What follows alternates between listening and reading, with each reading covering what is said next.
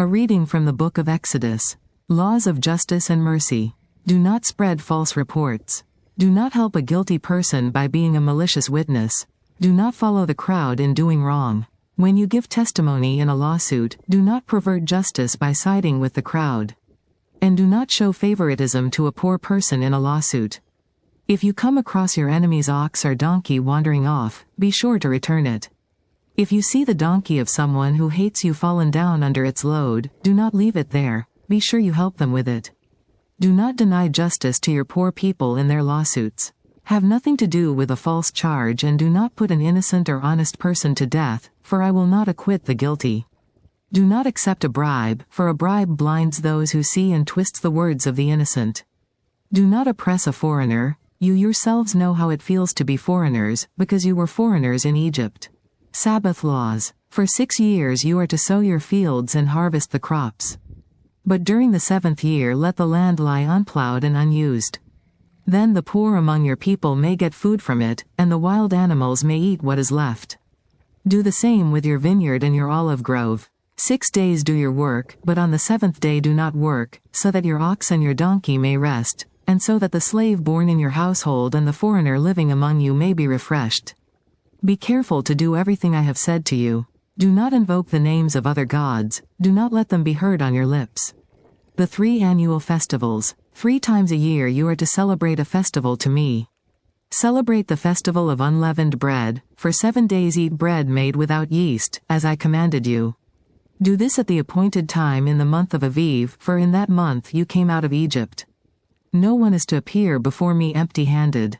Celebrate the festival of harvest with the first fruits of the crops you sow in your field.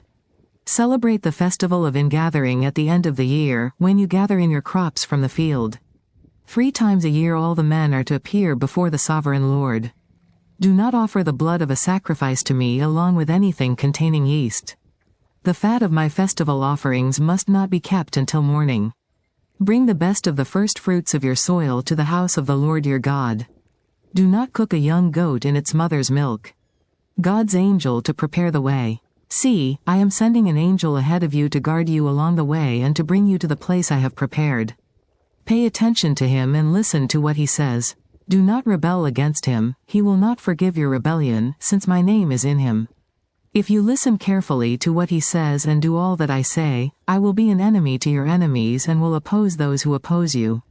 My angel will go ahead of you and bring you into the land of the Amorites, Hittites, Perizzites, Canaanites, Hivites and Jebusites, and I will wipe them out. Do not bow down before their gods or worship them or follow their practices. You must demolish them and break their sacred stones to pieces. Worship the Lord your God, and his blessing will be on your food and water.